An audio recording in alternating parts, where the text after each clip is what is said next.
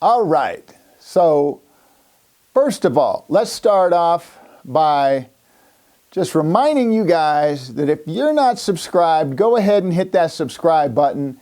If you have any friends that are Utah fans, feel free to share this with them. I'd appreciate it. And we're going to, of course, have lots of great content coming up.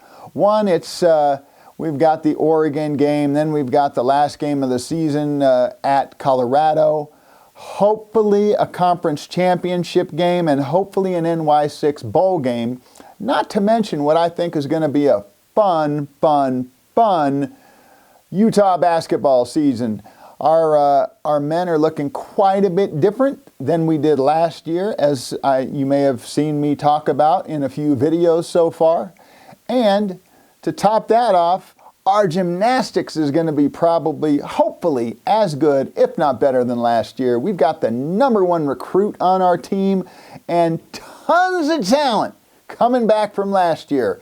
And we're going to have a special episode on that, probably the mid part of December. But for now, it's all about Utah versus Stanford, and we'll be back right after this. For a first down.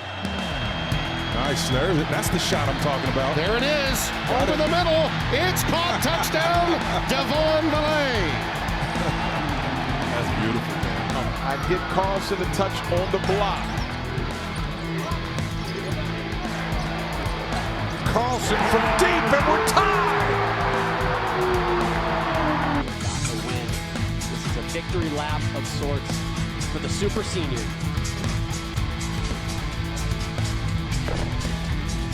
Ginormous double layup.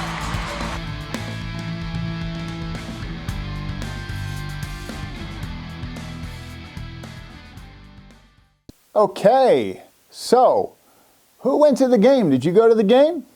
If you did, you probably realized how freaking cold it was. It was cold. I dressed warm. I dressed for the cold, I should say. And it still got me a little bit. You know, we brought a blanket, and so my wife and I were able to, stay relatively warm for the most part. There was a couple of times where we got a little on the chilly side, but we were there till the last snap. Didn't leave until the final whistle blew. And, that's just how we roll. But I'd love to hear in the comments section if you were there, if you were at home watching it, or wherever the heck you were watching it, family, friends, all that kind of stuff. Tell me about your game day experience. And also share your thoughts on how you think Utah did and how you think, not on any specific game, but how you think they're going to end up with the season. What do you think their record's going to be? Best case scenario, 10-2. Worst case scenario, they lose the last 2 games and they'd be 8-4. That would be horrific because losing to Colorado would not be a good thing. Or, of course, 9-3, where we win 1 and lose 1. And with that, let me know your thoughts on what bowl game you think we might end up going to, and what bowl game you'd like us to go to. I personally would love to see us go back to the Rose Bowl and hopefully get a W this time, although I know it'll be tough because, we'll probably either face, if we do go, Ohio State or Michigan. I can't wait to see that Michigan-Ohio State game because I think that's going to be one heck of a battle. And I'm not sure I'd give the edge to either one at this point. I mean, maybe a slight edge to Ohio State, but they both look really good. So at any rate, also lots of wild games this last weekend with Oregon losing to Washington, 37-34. That was wow, what a barn burner that was. Also, Arizona, go figure, at UCLA, beat UCLA 34-28. I mean, that's talk about chaos. The Pac-12 has some chaos. That said, there are 6 teams from the Pac-12 in the top 25. So we are representing. That's half of our conference is ranked in the top 25, at least in the AP. We'll have to see what the CFP has us all at when that poll comes out on Tuesday evening. Now, let's talk about the game. that game, by the way, did you like and subscribe yet? Thanks, I appreciate it. So that game, first quarter, not really happy with that. You know, I think we had 1 3-and-out maybe, or certainly we were about to, you know, when our punter saw a whole wide side open on the right side wide open, I should say, and ran for a nice first down. Couldn't do much after that, but at least we did get better field position for punting. And we ended up that first quarter on the losing side, 7-0. They were beating us. They had a big play. We've been prone to giving up a big play here and there, and they scored shortly after that play. And so that was not a great quarter for us. That said, I wasn't exactly worried. I thought, you know, we just need to get the engine going. Cam had some of the same issues that he did last week with throws being, you know, high, overthrowing guys and stuff. Settled down a little bit in the second half. I think part of that was because they weren't asking him to make those kind of throws where he was, you know, overthrowing. However, you know, I should say, you know, not however, but in addition to settling down a little bit in the second half and at least being more accurate, he had a couple times where he ran, which was, you know, promising relative to how he's feeling with his injury. I thought he looked good. He outran, I don't know if it was a cornerback or a safety to the edge, and then, you know, took it upfield for a number of yards and got an important first down. And, you know, our defense was dominant after that first quarter, after that drive that they had. So we won 42-7. We were down 7-0, so we went on a 42-0 scoring tear, if you will. And along with that, if you watched my preview video for this game, you'll know that Stanford was averaging about 376-point-something yards a game. They got 177 yards. That's 199 yards less than their average. That's less than half of their average is what they got with 177 yards. So kudos to the defense. They got 9 first downs. We sacked them 7 times. The only thing our defense didn't do was cause a turnover. Hopefully, we cause a few turnovers next week against Oregon. Now, offensively, much better than Stanford. And very, very solid performance and fairly well balanced. Rushing, we had 279 rushing yards, so we had about, give or take, 65 or so more yards than what they typically give up. I always like to beat the averages of the other team. And we also threw for about, I can't remember, it was like 200 and, let's see, we had 235 yards or something like that. Yeah, I think it was 235, because we had a total of 514 yards in total offense. And that's great. And had 42 points to show for it, so that's pretty decent offensive efficiency. We, of course, didn't go for a field goal, didn't need to. The big thing was that Tavion Thomas was back. Now, what I will say is that that's a good thing, because, you know, Jalen Glover didn't play and Jaquindon Jackson didn't play, and I don't know if either of them could have, if Thomas wasn't playing, possibly, I don't know, but they were banged up a little bit from last game, and they were able to get, you know, rest and not have to worry about any play in this game, heal up, get as close to 100% as possible, because, you know, we may need them next game, and hopefully they all play and can contribute. And so Tavion looked like old Tavion. I don't know about weight or anything like that. I've heard he's still a fair bit over what would be his ideal playing weight, but he looked good regardless. I'm talking, he was making some moves. He was patient coming out of the backfield.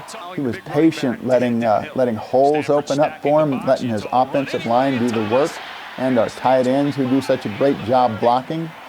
and you know, he'd oftentimes get into the second level, and you know, before he'd get any real contact.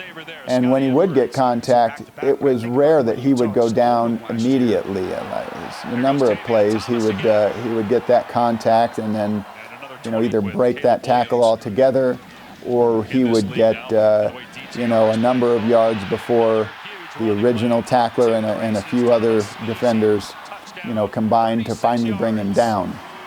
He had a number of runs of about 10 yards or more, you know, 116, 121 or something like that, and then a 36-yard touchdown. He did have 2 touchdown runs in total, so that was with 180 yards on 22 carries. I believe his average was 8.9 yards a carry and 2 touchdowns. That's the Tavion we know from the latter half of last season. And 180 yards is 3 yards more than the whole Stanford Cardinal team got in the entire game. So kudos to Tavion for beating Stanford, not single-handedly because he obviously had a lot of help with the blocking and all that kind of stuff, but offensively, great job, great job. And he still played a little bit of special teams. I don't know if he got the tackle on special teams, but he was dang close if he didn't get it. And so kudos to him for playing a little special teams on the kick coverage. So there was that.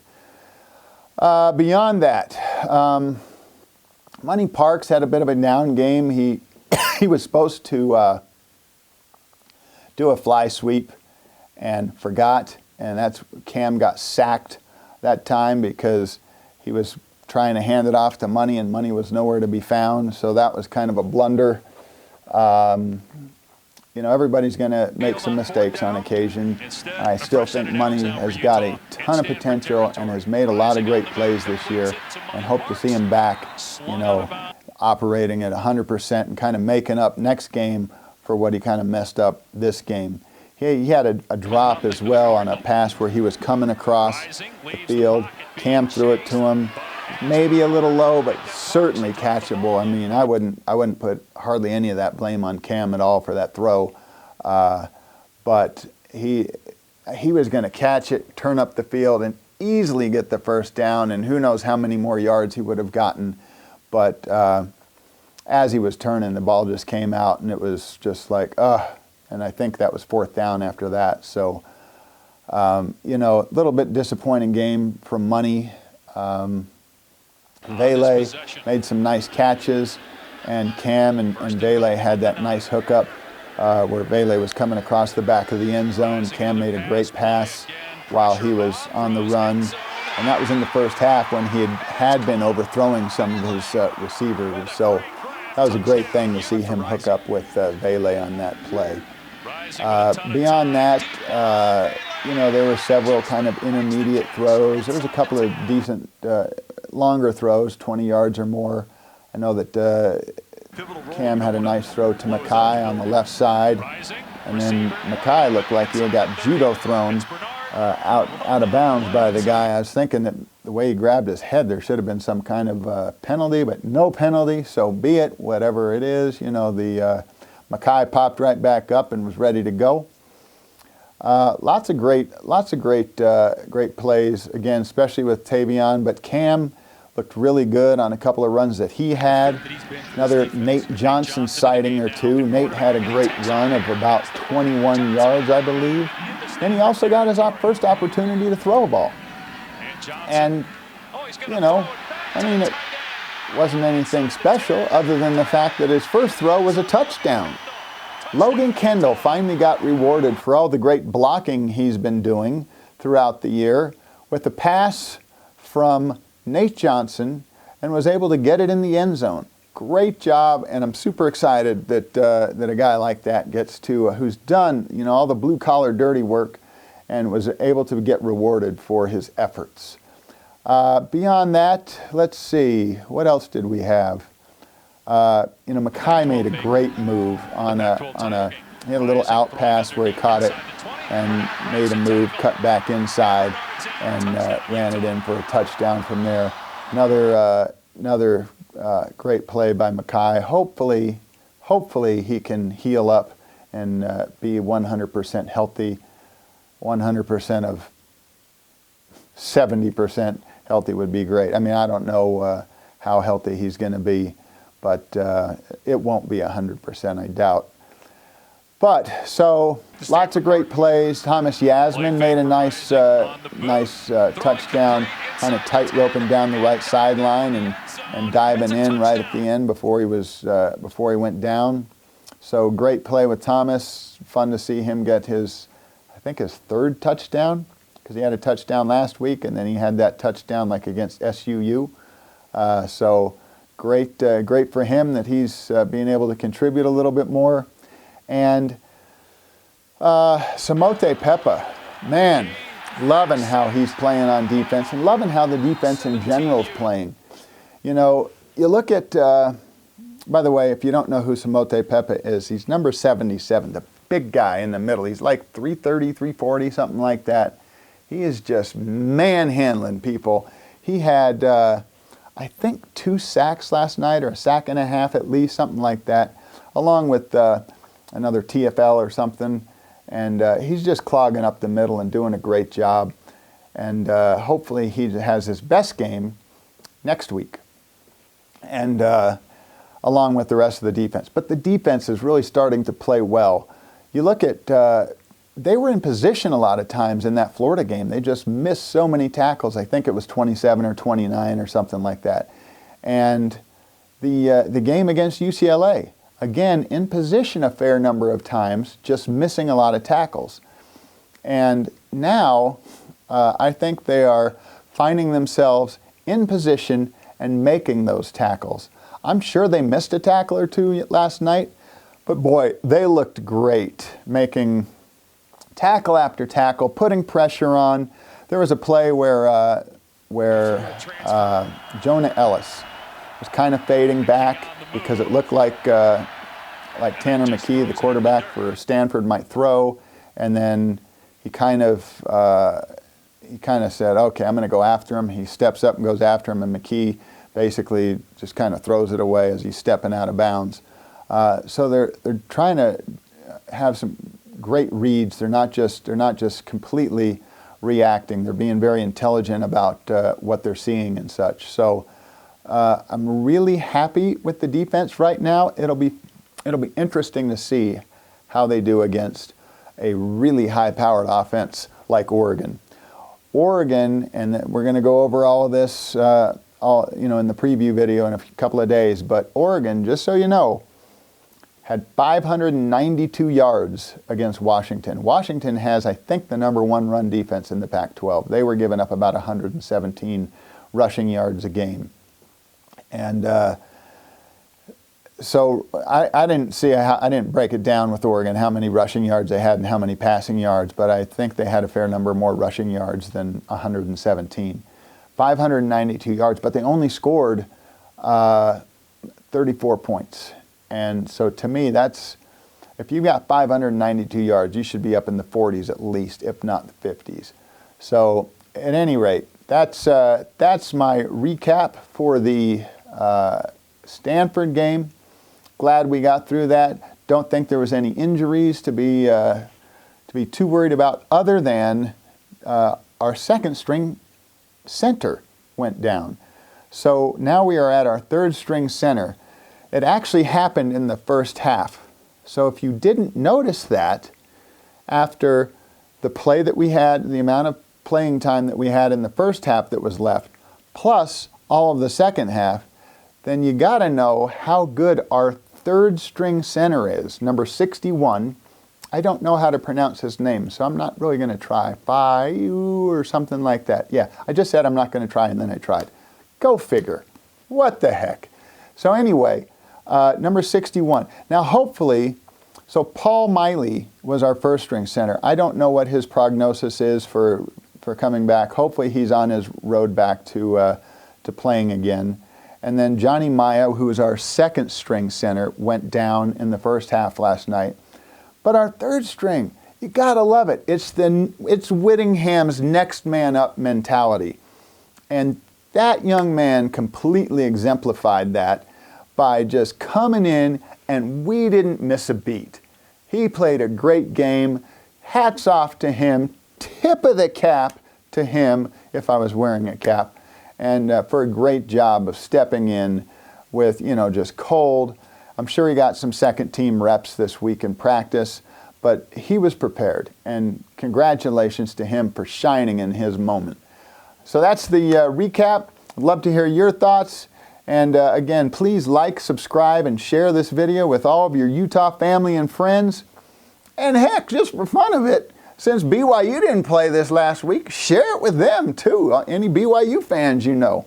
Just for a little ribbon, Anyway, appreciate y'all, and thanks for watching, and we'll see you in a couple of days with the preview video of the game of the year for us, because if we win this, we will likely seal our destiny to the fourth in the last 4 complete seasons trip to the conference championship game. I almost said Rose Bowl. That would be great if we made that 4 years in a row. Except for, by that point, I'd want to make the CFP at least one time.